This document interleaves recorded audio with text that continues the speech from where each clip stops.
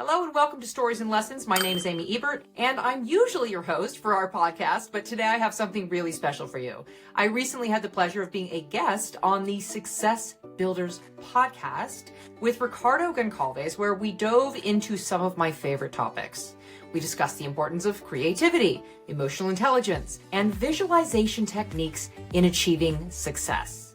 We also highlight the significance of personal branding and niche marketing in today's competitive online world. So, if you're ready to lean into this journey with me and get inspired to show up even stronger, you don't want to miss this one. Take a listen.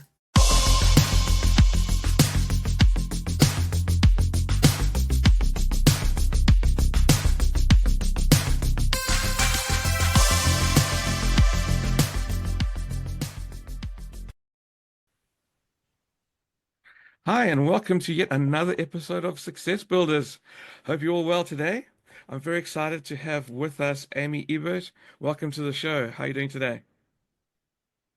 I'm Good. doing great. Thank you, Ricardo, for having me on the show. I appreciate you inviting me to be here today. So I'm doing great because I just happen to be on vacation right now in Laguna. So I've got the beach right here in front of me on the other side of the camera right here. I'm so jealous right So now. That's so cool. right. So where you That's what's where great you about this line of work. You can just bring your microphone and do that anywhere, right? exactly. So where are you usually from? Normally, usually for a long time now, we've been living in Las Vegas. So it's not too long of a trip to get to Laguna. It's about a 4-hour drive. That's not So bad we at all. drove this time. Yeah, it's not, but it's been a really long time since I've been to the beach. So we were due. We were due. Yeah. Yeah, I haven't been to Vegas before. I've been to the States, just to Florida when I was younger, but Hmm.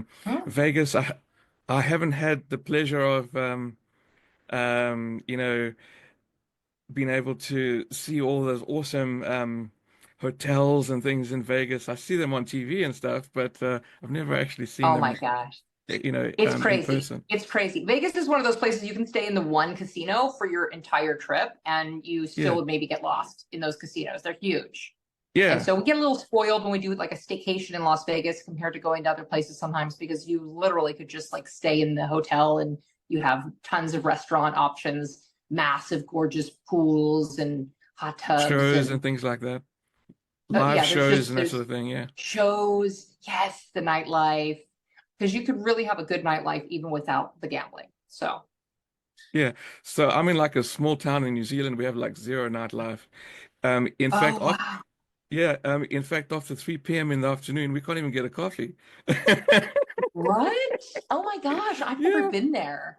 Wow. yeah. So, okay, is that all of New Zealand or just because you're in a small town? No, I'm in a small town in central New Zealand, so it's just about 45,000 people in it. And but other towns in New Zealand have a better nightlife, but not anywhere near the extent of Vegas or even Europe.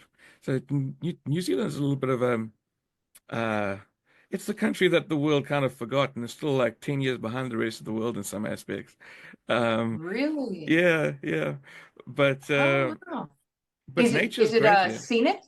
Yes, it's beautiful. Yeah. We have a bit of everything. We have mountains, we have gorges and lakes and rivers and a whole bunch of things. I'm in wine country. We have a lot of wine estates where I am, and sheep and beef farming. We have a beach, so it's quite nice. It's so if you like nature and trails, there's so many trails to do over here where I am. I haven't even done all of them, so it's a really nice country to visit. Yeah. So then Um, you probably get really good meat also. If there's the beef farming there, you probably get really good meat right fu- there. funny enough, they export all the good stuff. And then we actually Really? are, yeah, that's actually generally how it works. They export the good stuff, and then the locals get the stuff that, well, isn't actually premium grade, I think. Because there's more money in export because, there's a higher price that can be put on it. So, Right, exactly. so I'm actually unfortunately, from wine country myself in Northern oh yeah, California. We have wine oh country nice. there. So I know a little bit about wine country. Northern California, there's Napa, Sonoma, Mendocino. So it's really beautiful. Busier, I'm sure, than obviously what you're talking about there. Yeah. So, I understand that what you're doing now is you've got you have a program called 10x on camera, and you're helping entrepreneurs and coaches to show up as a better version of themselves on screen, because everything nowadays is online. Ever since the pandemic, most coaching has moved online now. So. We'd love to learn a bit more about that, but maybe before we learn about that, tell us a bit about your journey, where you come from, and how you transitioned into doing what you do today. Okay, sure. Yeah, that's a very good point. Obviously, that things are such a it's an online world nowadays. Like you're in New Zealand and I'm here in California talking to you right now on this podcast. So that's a pretty cool thing. It's cool, and then for some people, it's like, dang it, I have to now put myself out there on video, right? And there is, I don't want to get into the statistics, but their statistics do show that people really want to see who they're buying from on camera. So it's a great tool for people to use video. So the sooner people do it, just the better in the long term for the journey. As far as going back a little bit before I got to this part, like I had told you, I was, we're from a wine country, small town in wine country, actually in Northern California. And then I got my bachelor's degree in psychology. So I've always been interested in people. And then, but the one thing I really didn't want to do was just sit in an office and just ask people questions all day. So the odd thing is, eventually, I moved to Las Vegas. There's a few more years in there of other things I was doing, but the next thing I ended up doing for a long period of time was I was a hairstylist, and I had a higher end clientele for about 20 years. And the funny thing is, it's kind of like you're kind of doing the psychology thing as well, in addition to the outer and the inner transformation at the same time. But it's a little different than just sitting there as a therapist and just asking questions and just doing that all day long. Yeah. Oh, quite a bit. You get to be creative too. So that's one of the things for me is I have to feel like I have to be creative too in anything that I'm doing. I've noticed the difference. And are you creative as well? Are you a creative person? Yeah. Okay. So do you feel the same way where when if you're not doing it, you notice you like don't feel like yourself? Do you ever have periods of Yeah, time exactly. in your life? So I'm actually a big believer in what's called ikigai. That is a Japanese principle where you kind of intersect your passions with your skills with something that you can make money from. And Mm, that is super important to get a balanced um, approach to what you do professionally, right?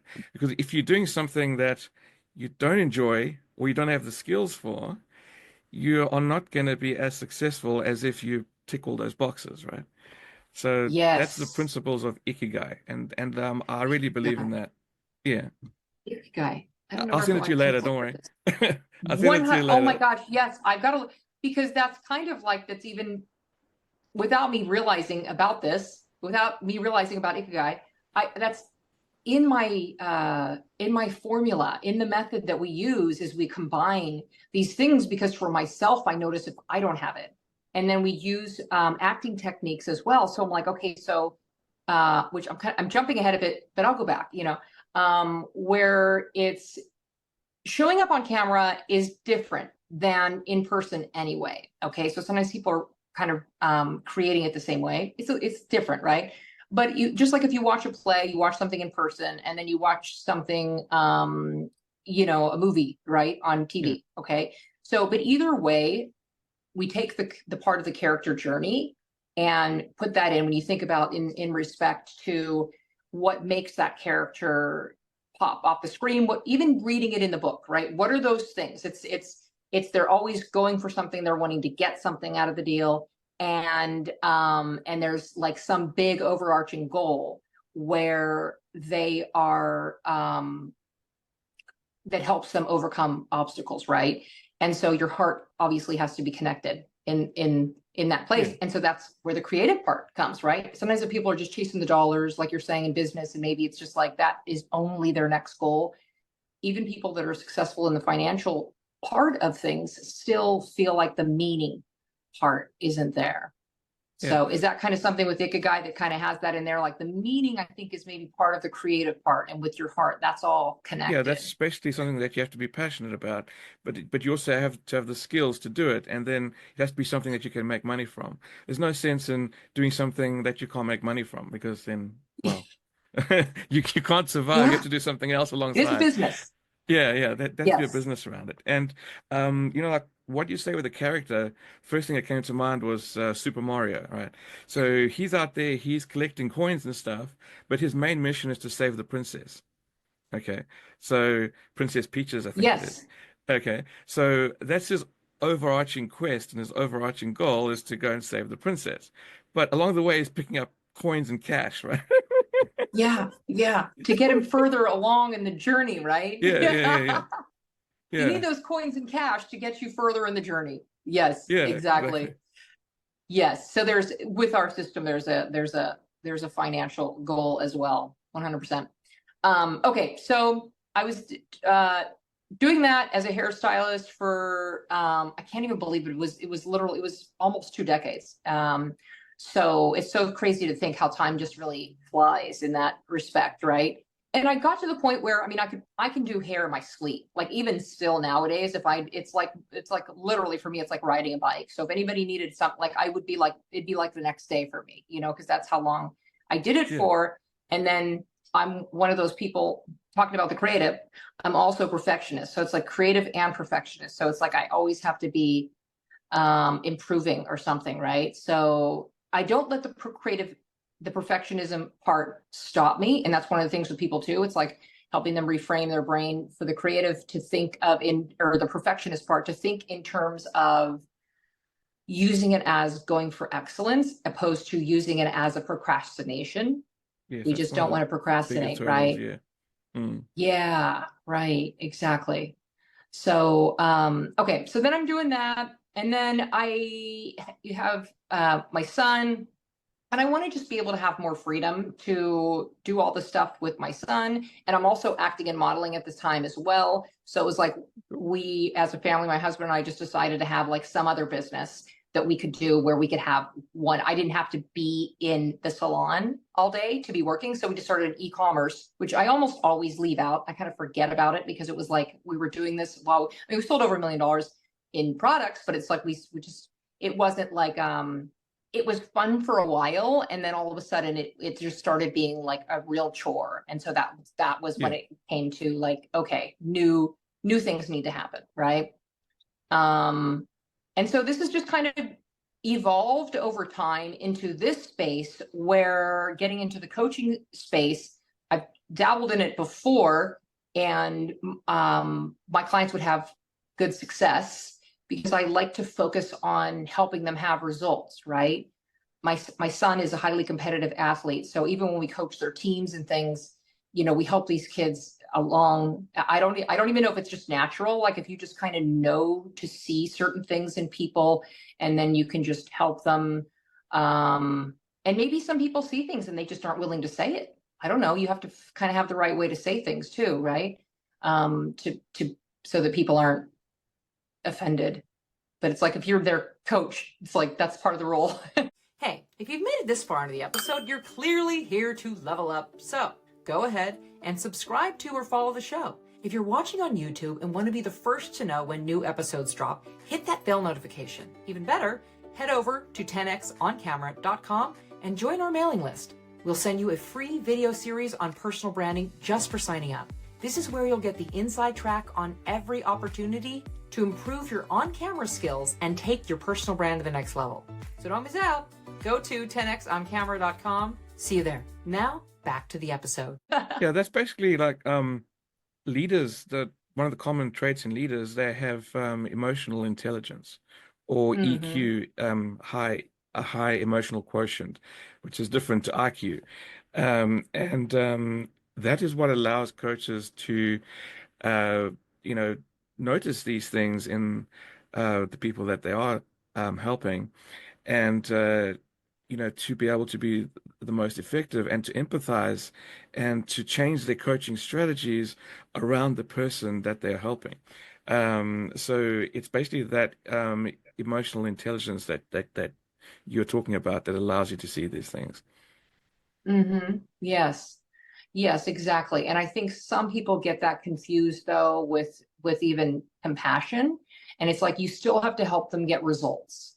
As a Yes. coach, it's not like can't be just because sometimes the I mean it's both, right? It's you have to help people get results as well. If you're a coach and you're very compassionate, but you aren't, the team's always losing and no one's getting, you'll probably lose the job, right? If it's like I just think of sports all the time, right? Yeah. Too with that kind of a thing. It's like you also have to focus on the results. So that maybe is part of that with the EQ, where it's not just it's the empathy, maybe it's empathy and then moving forward and going to the next level and having some level of inspiration, or at least helping people to find their own goal. And because sometimes that's missing in some coaching programs as well, is they're not really paying attention to the individual and what their goal is. And I feel like in our experience, it helps when they know what their goal is, right? When they have their vision and their goal.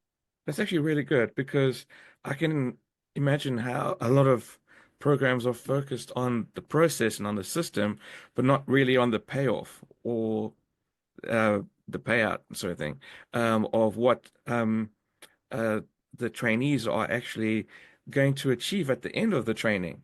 So it's so good to like put a focus on that, and in a way that is a form of um, visualization and visualizing Mhm. an outcome. So you're not just doing the training and doing the coaching for the sake of doing it. You are doing it with a visualization of an end outcome. Are you going to be a 10x better speaker at the end? Are you going to go on stage? Are you going to create impact? That sort of thing. So I was actually listening to one of your podcasts, your last one, visualizing through stories, Yeah. and that was actually really cool. And you were talking about how athletes they visualize the game, they visualize how they win and everything like that. Really in a vivid level, right?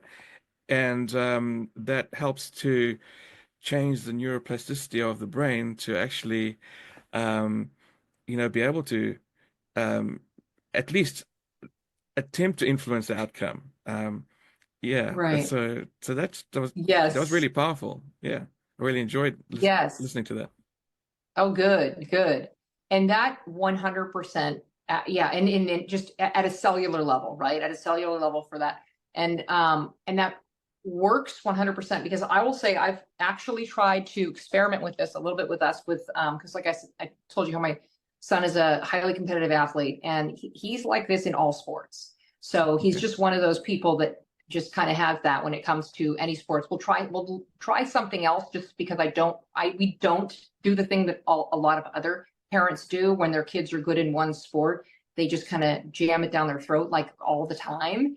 And we do the multiple sports. We do the variety, and everything we've read says we're doing the right thing because we'll do a lot of research as well and just be like, instead of just listening to what other people are doing, we're going to do the research too, right? So Right. we I practiced this with a season with basketball, and we have more control over it when we're also coaching it, right? We have some level of control when there's another coach involved and we're not in charge of that. But whenever we're coaching it, we have obviously even more control over it because it's like we're all on board together with the visualizing and the outcome. And like you just brought up right now about how the athletes down to every little tiny thing. We will do that where I wasn't doing it for several games at all. And then just to kind of experiment. And it was just, the results were not as good. Okay, let's just put it that Yeah. way. And so then we added in, I was like, okay, let's do this with the visualizing, and we'll do it even as a group, right? And then we'll add the visualizing back in, and like we were just bringing up, from the tip off, the tip off, who gets the ball, where it's going to go, who scores first, how is it going to be, how many points we're going to be up on the first, like all this stuff. and then it literally starts to happen. Now, the first time you do it, is every single thing going to happen? Probably not, right? But you've now, like you're saying, had some level of control over the outcome going in a positive direction. So it's just worth the time to do, really, because like we've tested it ourselves and it helps. And obviously, if these professional athletes are doing it and it works and they're the best in the world, then we should learn something from Exactly. them, right? Agreed. So, is that the basis of some of your teachings of the 10x on camera course? Yeah, we do visualizing, also journaling. We'll start with a baseline as well, like you were talking about, seeing the difference of like, the transformation. So we'll start with a baseline and then celebrate wins all throughout. And then obviously there's the bigger result at the end, that kind of a thing. So there's visualizing, there's journaling, because that's another thing too that I don't even know if I've really gotten into that too much in the podcast. I might have mentioned it maybe in one of my podcasts, but I probably should bring that up as well. Some people don't like to journal, right? Some people don't. Are you a journaler? Not really, to be honest. No. Yeah. No. I think some people, just like meditation, people don't always like. So that's why it's like, well, at least visualize, right? That you can do. But sometimes Yeah. people don't like the meditation because it's like, clear your brain. Now I'm thinking about clearing my mind. And it's like, yeah, I get that. I understand why that would be challenging.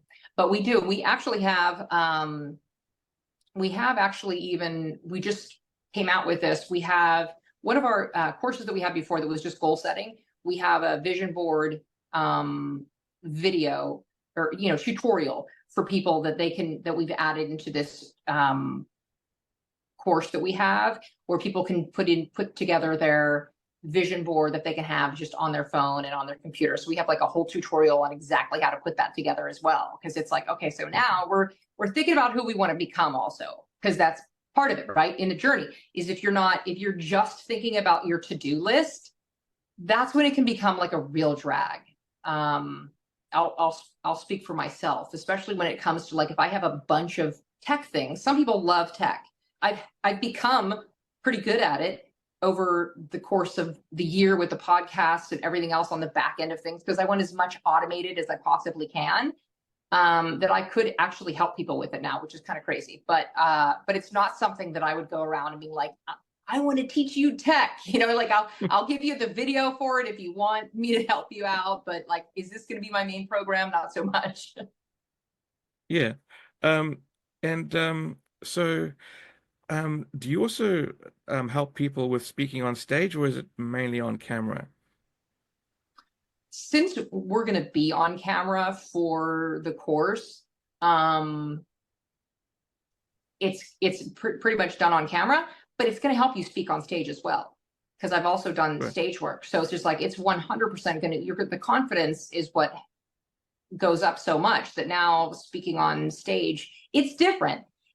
So some people I think I heard actually Alex Hormozy talk about this once when he was going to speak on stage for something. Right. When he first was practicing, he said that he was practicing in the mirror and he was doing his whole routine in the mirror only. And he didn't think about the fact that like he didn't do any of the visualizing whenever he first was, I don't know if it was his first time, but one of his first times, right? When he was going to go speak now to a live audience. So then it was just kind of like, wait, I don't have my fourth wall, right, in acting. But it's like there's all these people that I didn't plan on when I was practicing in the mirror the whole time. So that would be just something just to add in on visualizing. Okay, now for you to do this in person, add in that there's an audience.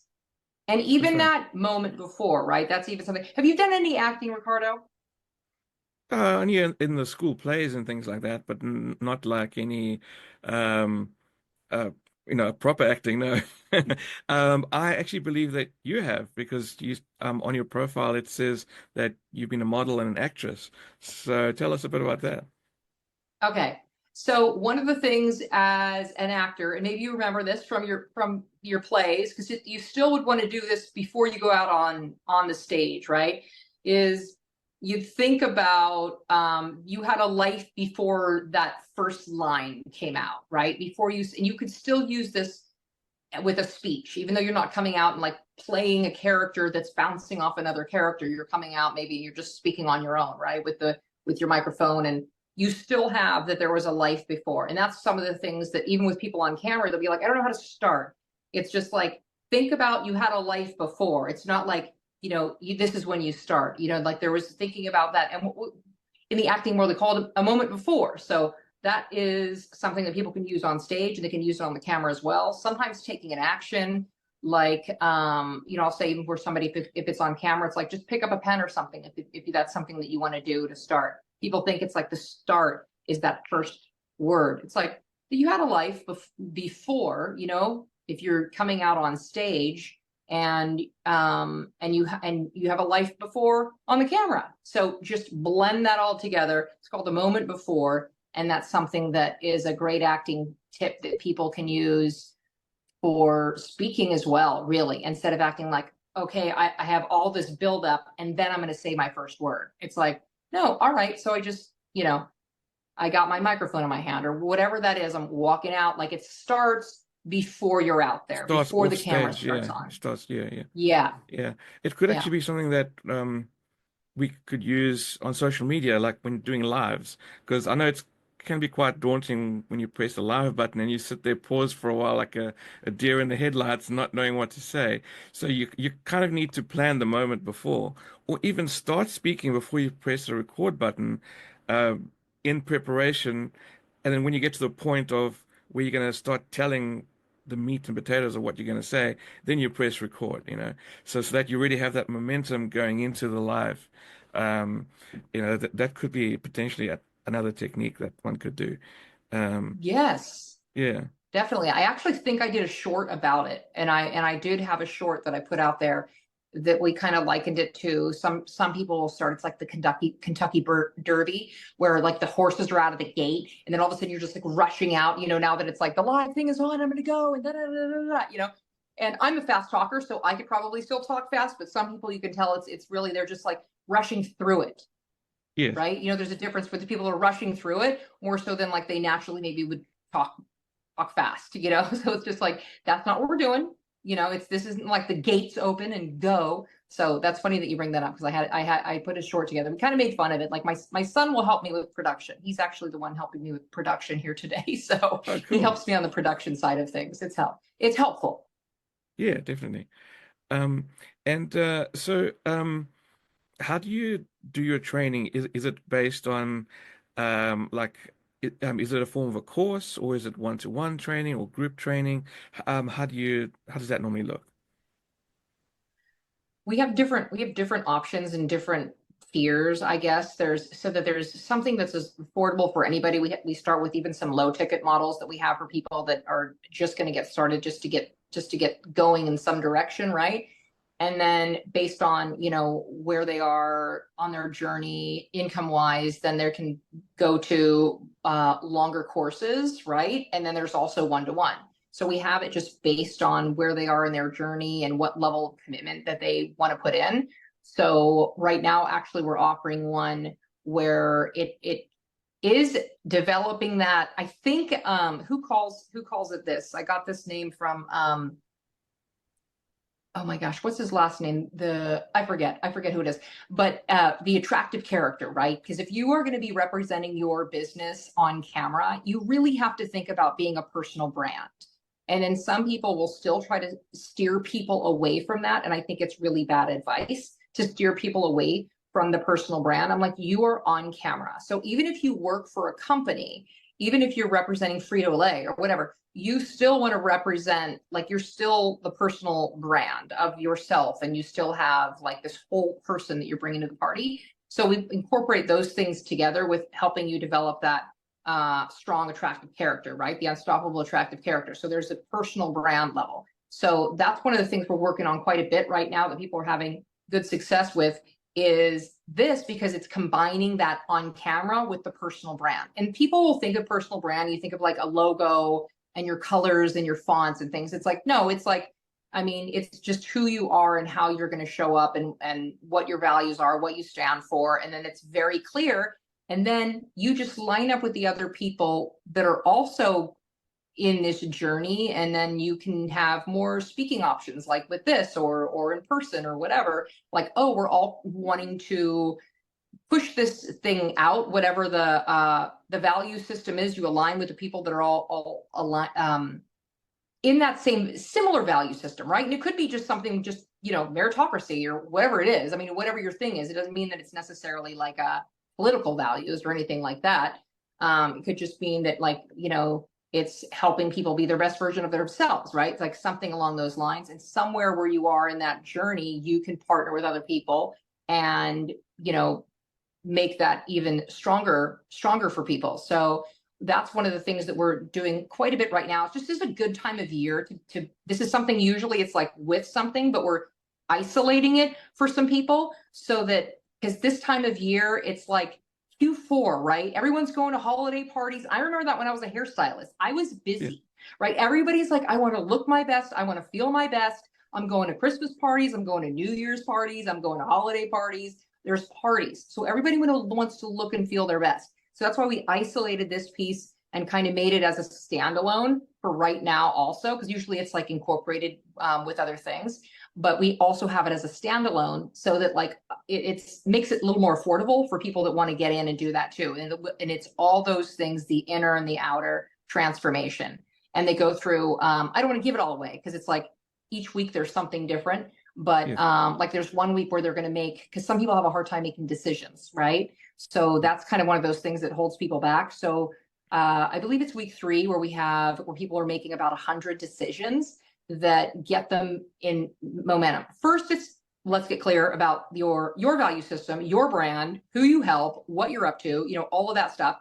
And then we go into, and there is one-on-one with all of it too. That's another thing I was going to mention is with this, you get some one-on-one, which isn't normally in this portion as well, unless it's in, with the bigger program. And then it helps people start making these decisions that are a lot of decisions that are not going to negatively impact you in any way. It'll only help you to make decisions like for your business without me giving too much of it away. It's like personal stuff, but it gets you in the habit of like, this is a good thing for me. This is not a good thing for me. And then you can use that, isolate that, and then put that into your business as well. Cool.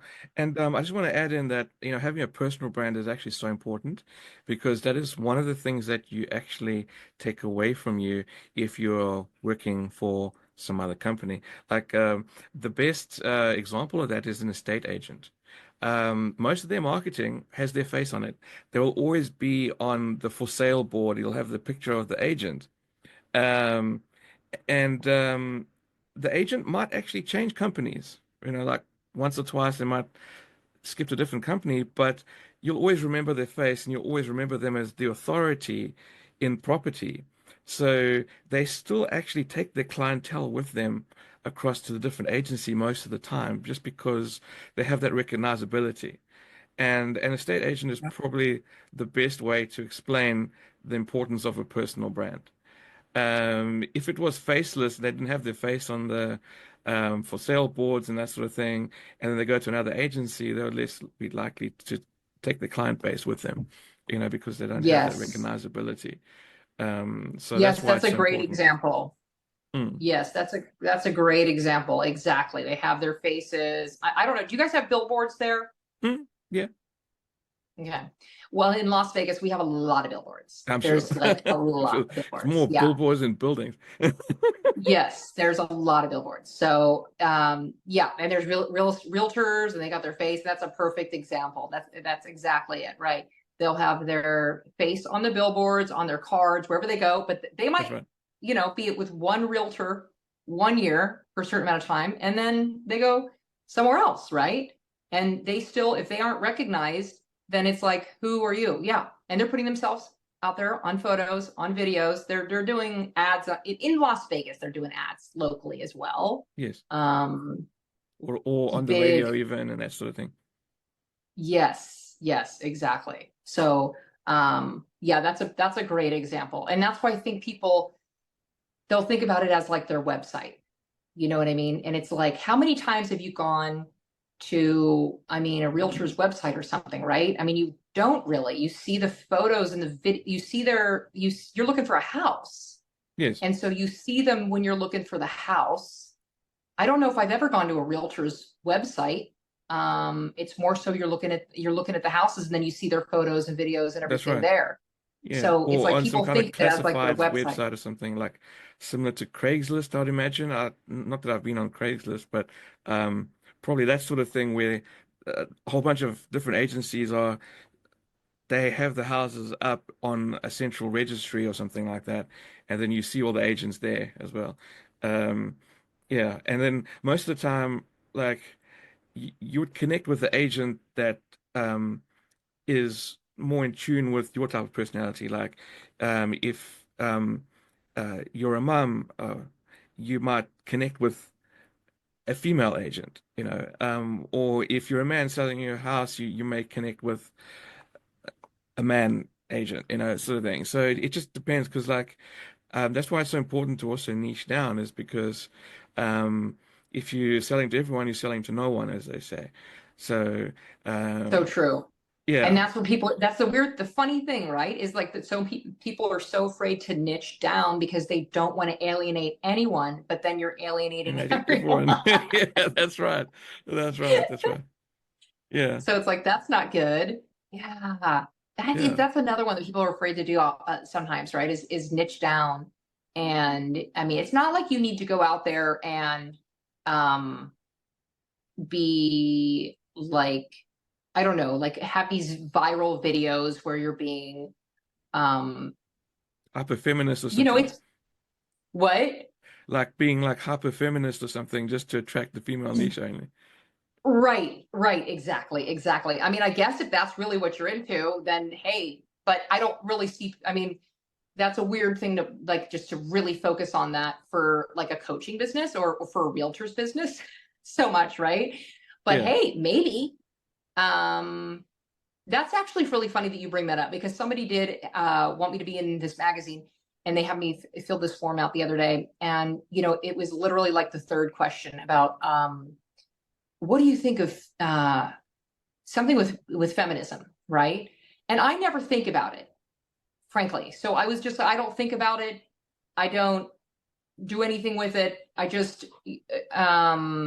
I don't know. I don't think about it at all. And so it's just like, if this is kind of going down that path where this is what they want, and I was just honest, I said, if this is really the kinds of people that you're looking for, I'm probably not a good fit for the magazine. I'm not going to mold myself to this where whatever anybody else does is their choice. But as far as me, I'm not like, oh, I'm like, are they coming in the room here? As far as I go, that's not something that I promote. I mean, if they ask me about like cats, I can. I mean, I'm a cat person. I can give them information. Like, what do you think of cats? Oh, I got plenty to say. But as far as feminism, I'm like, oh, if this is the direction that this is going, then you It's might not not. your area, Uh, no. yeah, Yeah. I mean, yeah.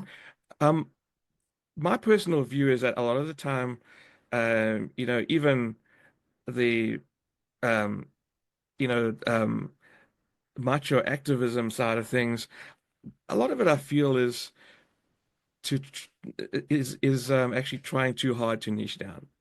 Me personally, you know. Oh, Uh, you know, yeah. and it's being sensationalist as well because a lot of that, has a lot of triggers. I mean, from the feminist standpoint, the man's enemy, this and that, and you're creating that enemy, which Yes. sometimes in certain coaching you learn to create an enemy, and then you provide the solution to be able to protect themselves from the enemy, be it a community that is all supportive and they're all like standing against the enemy sort of thing.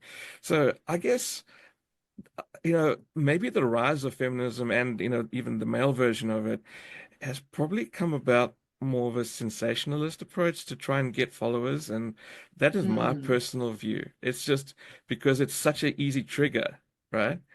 Um, yes.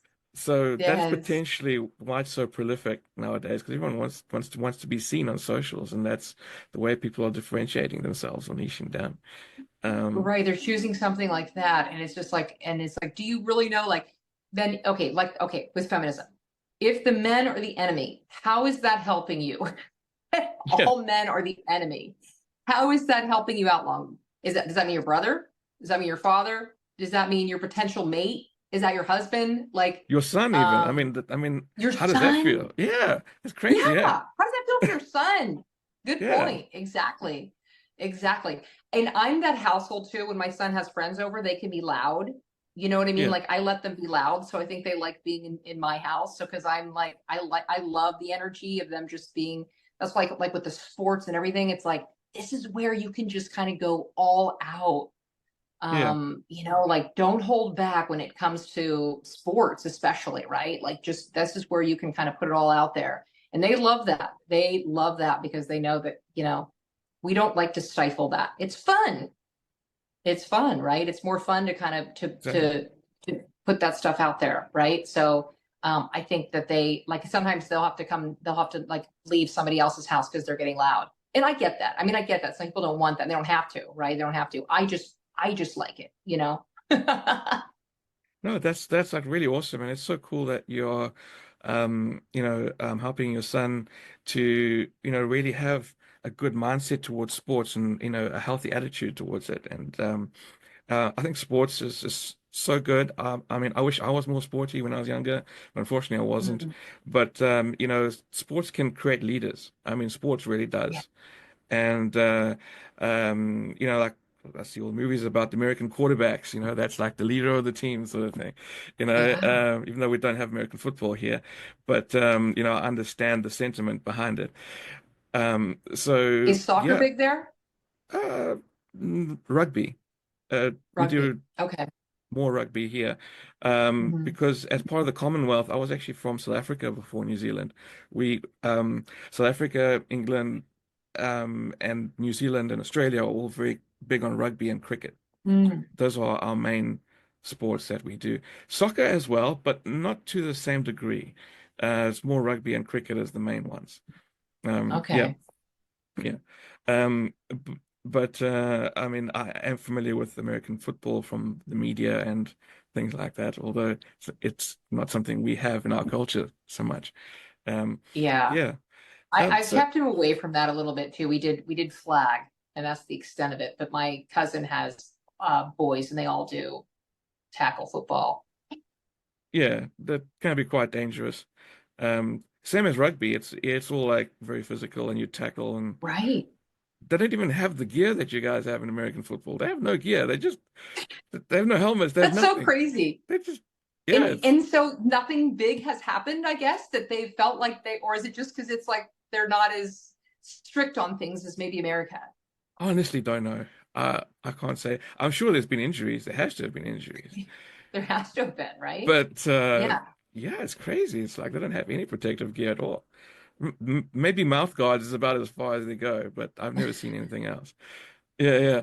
And you have these big men, like these massive men in rugby, and they're all like clashing into each other and tackling and all this sort. And they don't have any protective gear. It's crazy. So like, Oh my gosh. yeah, Yeah. yeah. I Um, mean, as much as I say I want him to be full bore, it's like I also like the protective. If you need protective gear, you need to wear. That's also that's my first rule is safety yeah, first. safety first, That's my naturally. first rule is safety first. Yeah, Yeah, 100%. Like that's the first thing. And then, so you have to make sure you have all uh the nets, and whatever it is you need, right? The nets, the help, like whatever like if you're walking a tightrope, right? Like that yeah, kind of a thing. I mean, there's these kids that do like skateboarding. That's crazy. That's just crazy to me, right? yeah. I don't know if I'd be that parent that would be cool with that. I don't know. I'm just like, wow, you know, no, they're not. I mean, nowadays maybe they're wearing helmets, but those kids are a lot of times they're not wearing helmets. Oh, back in the days when I was younger, I never saw anyone wearing helmets. Everyone just used to No, go. Yeah. no, They didn't even wear no. You just seatbelts have the in my days, no. and they used to smoke on airplanes and things like that. Smoking airplanes. Somebody had a story the other day where they were talking about their mom was in the doctor's office they were when they were a little kid. The Yeah, mom and the doctor were sitting in the doctor's office, like smoking a cigarette together in the doctor's I office, can like for imagine the that. kids like checkup. I can They're so just imagine like, that. Yeah, yeah, yeah, yeah. yeah, just I can so imagine puffing it. away, That's so And it's crazy. just like, oh my Society has God. Yeah, changed, eh? like, yeah. And my mom said that my dad would just hold the baby on his lap and drive the car. Yeah, I can imagine. Yeah, I mean, if you have an accident, the How? baby's gonna get squashed between you and the steering wheel. That's crazy. Yeah. And these were just maybe because the cars were just huge back then. They were just massive Don't piles know. of metal. I don't know. Like how was this okay?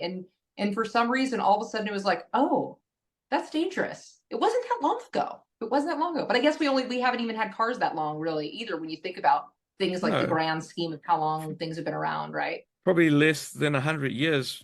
I mean, like in mass production, um, definitely less than 100 years, I reckon. Um, no, maybe about that. Yeah, so Yeah. about a 20s? century of Was it the cars. 20s?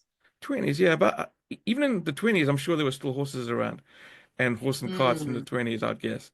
But probably like more like the 40s, 30s and 40s to 50s is when the cars started being more prolific. Um, Definitely 60s and 70s. Um, uh, you know, but yeah, so it's crazy how the world is changing, and we have to keep up. That's why we need to do things like being on camera and being our yeah, best version of ourselves, so we can stay ahead of the times, right? And absolutely. yeah, so I would recommend anyone who is wanting to up their game to definitely go on Amy's course, connect with her, and become the better speaker on camera.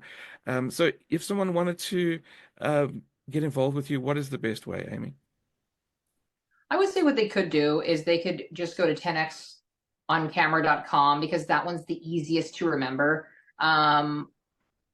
The URL for the quiz, I change, or they can even just so on Instagram, I'm at Amy Seddon Ebert. If they were like, hey, I want that quiz, they can just send me a note and then I'll send them the link for the quiz. But 10xoncamera.com is a way to at least get in, and then you can get my return email. And I just like that one because it's just the easiest to remember. But if they want to go to Instagram and say, hey, I want to get in that quiz, or I want to do that, the leveling up on camera or whatever they're interested in, any questions people have, they can just send me a note on Instagram at Amy Seddon, Seddon, Ebert, and then that Fantastic. also they can get in touch with me that way.